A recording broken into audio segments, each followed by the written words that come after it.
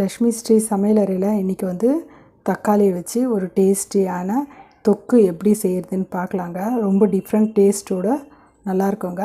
15 நாள் இருந்தாலும் நம்ம கெட்டு போகாதுங்க. ரொம்ப டேஸ்ட் ரொம்ப நல்லாயிருக்குங்க.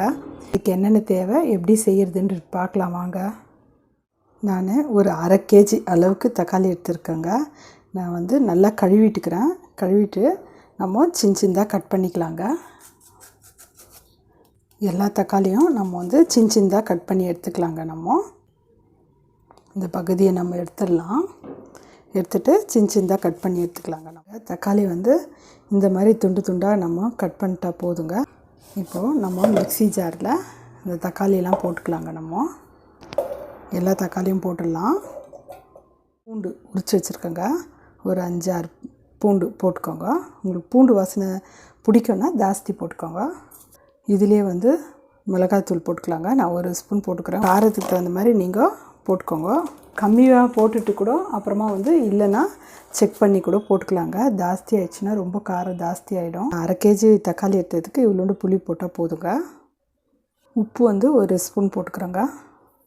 வந்து இந்த தக்காளி இதெல்லாம் போட்டுக்கிறத வந்து நம்ம வந்து நைஸாக அரைக்கணும்னு இல்லைங்க, குறைன்னு அரைச்சா போதுங்க. இப்போ நம்ம அரைச்சி எடுத்துருந்துடலாங்க.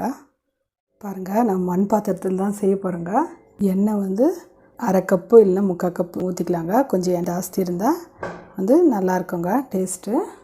எண்ணெய் ஊற்றிட்டு நான் இப்போ கேஸ் பற்ற வச்சுக்கிறேன். எண்ணெய் சூடாகட்டுங்க.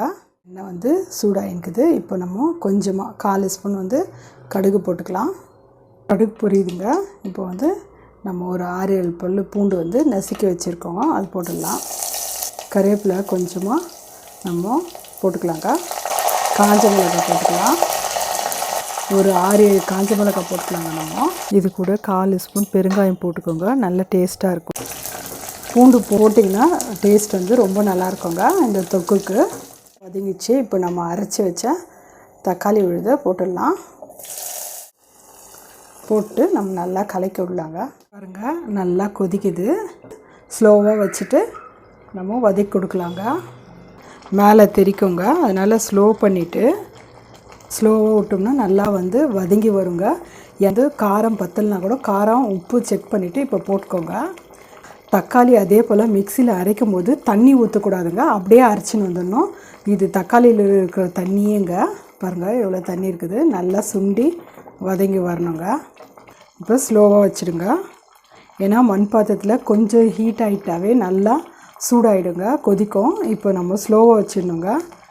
மேலே தெரிக்காது இருக்குங்க. பாருங்கள், நல்லா சுண்டி வருதுங்க. இப்போ வந்து நம்ம ஒரு 1/4 ஸ்பூன் வந்து வெந்தயமும் கடுகும் நல்லா வறுத்துட்டு பொடி பண்ணி போட்டுக்கலாங்க. நல்லா கலக்கி விட்டுட்டு நான் வந்து கடுகும் வெந்தயம் வந்து ஒன்றா வந்து ஒரு ஸ்பூன் எடுத்து வறுத்துட்டு பொடி பண்ணி வச்சுருக்கேங்க. நீங்கள் வந்து கடுகு தனியாகவும் நான் வறுத்து பொடி பண்ணி வச்சுக்கலாம். வெந்தயமும் அதே போல் தனியாக வறுத்து பொடி பண்ணி வச்சுக்கலாங்க. நான் வந்து 2ம் சேர்த்து ஒரு 1/4 ஸ்பூன் போட்டிருக்கேங்க. அது போட்டோம்னா டேஸ்ட் வந்து ரொம்ப நல்லாயிருக்குங்க. வதங்கிடுச்சுங்க. பாருங்கள், எண்ணெய் பிரிஞ்சு வந்துடுச்சு. ரெடி ஆகிடுச்சுங்க. டேஸ்ட் வந்து ரொம்ப நல்லாயிருக்குங்க. நம்ம இந்த மாதிரி எண்ணெய் ஊற்றி நல்லா வந்து வதக்கி நம்ம எடுத்து வச்சோம்னா 15 நாள் கூட நல்லாயிருக்குங்க. நம்ம வெளியே வைக்க தேவையில்ல, ஃப்ரிட்ஜில் வச்சு சாப்பிட்லான்னா கூட ஃப்ரிட்ஜில் வைக்கலாங்க. ஃப்ரிட்ஜில் வச்சுன்னா 20 நாள் 25 நாள்னா கூட இந்த தக்காளி தொக்கு வந்து நல்லாயிருக்குங்க. இப்போ வந்து நம்ம காரம் ஜாஸ்தி ஆயிடுச்சுன்னா சப்போஸ் என்ன பண்ணலான்னா கொஞ்சோண்டு ஒரே ஒரு பிஞ்சு வந்து வெல்லம் சேர்த்துக்கோங்க. இந்த டேஸ்ட்டும் நல்லா தான் இருக்குங்க. வெல்லம் ஒரு பிஞ்சு சேர்த்துனாலும் டேஸ்ட் நல்லா தாங்க இருக்கும். இந்த ஸ்டேஜில் வந்து நீங்கள் ஒரு பிஞ்சு வந்து வெல்லம் சேர்த்துக்கோங்க. நீங்கள் மிக்சியில் போடும்போது காரம் வந்து கம்மியாகவே கூட போட்டுக்கோங்க மிளகாத்தூள். அப்புறமா வந்து நம்ம வதக்கும் போது நம்ம டேஸ்ட் பார்த்துட்டு காரம் பத்தலைன்னா இன்னும் கொஞ்சம் காரம் கூட நீங்கள் ஆட் பண்ணிக்கலாங்க. காரம் உப்பு கூட ஆட் பண்ணிக்கலாம். அப்படியும் ஜாஸ்தி ஆயிடுச்சுன்னா நீங்கள் என்ன பண்ணுங்கள், கொஞ்சோண்டு வெல்லம் சேர்த்துக்கோங்க.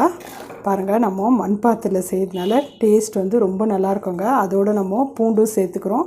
பூண்டுனால நம்மளுக்கு நல்ல ஹெல்த் பெனிஃபிட் ஜாஸ்திங்க. மண் பாத்திரத்தில் செஞ்சதுனால எண்ணெய் வந்து அப்படியே வந்து நம்மளுக்கு பிரிஞ்சு சீக்கிரமாக வந்துடுங்க. ஒன்று செஞ்சு வச்சிட்டாவே போதுங்க.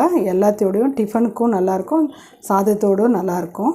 பாருங்கள், எண்ணெய் எப்படி பிரிஞ்சு வந்திருக்குது. இந்த மாதிரி வந்துச்சுன்னா நம்மளுக்கு வந்து டேஸ்ட் வந்து ரொம்ப நல்லாயிருக்கும், கெட்டு போகாது இருக்குங்க. கேஸ் ஆஃப் பண்ணிவிட்டு கூட நம்மளுக்கு வந்து மண்பாத்தில் வந்து சூடு இருந்துனே இருக்குது. மண்பாத்தில் டேஸ்ட் ரொம்ப ஹெல்த் பெனிஃபிட் நிறைய இருக்குதுங்க. நீங்கள் செய்கிறதா இருந்தால் மண்பாட்டில் செய்யுங்க, சூப்பராக இருக்கும். கடாயோடு செய்கிறதோட மண்பாட்டில் செஞ்சீங்கன்னா டேஸ்ட் நல்லா இருக்குங்க. பாருங்கள், ரெடி ஆயிடுச்சுங்க. இந்த மாதிரி நம்ம செஞ்சு வச்சிட்டோம்னா சப்பாத்தி, தோசையோட, ரைஸோட, சுட சாதத்தோட போட்டுன்னு சாப்பிட்டோம்னா ரொம்ப நல்லா இருக்குங்க. நீங்கள் ஒரு டைம் இந்த மாதிரி செஞ்சு பார்த்துட்டு உங்கள் ஃபீட்பேக் எனக்கு சொல்லுங்கள். லைக் பண்ணுங்கள், ஷேர் பண்ணுங்கள், சப்ஸ்கிரைப் பண்ணுங்கள்.